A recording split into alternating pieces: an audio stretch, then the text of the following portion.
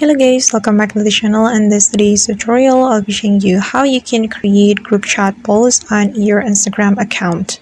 Alright guys, here I have already opened my Instagram application on my phone, and then the first thing we have to do if we want to create group chat polls is going to our Instagram direct message right here, and then we can open our group chat that we want to send a poll.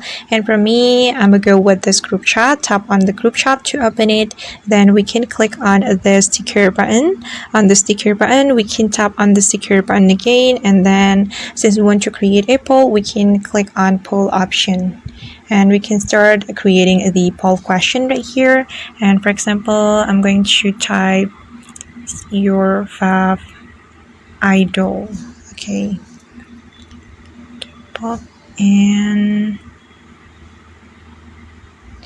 okay, and then once you're done, you just need to click on this create poll option, and then the group chat poll will be sent to your group chat.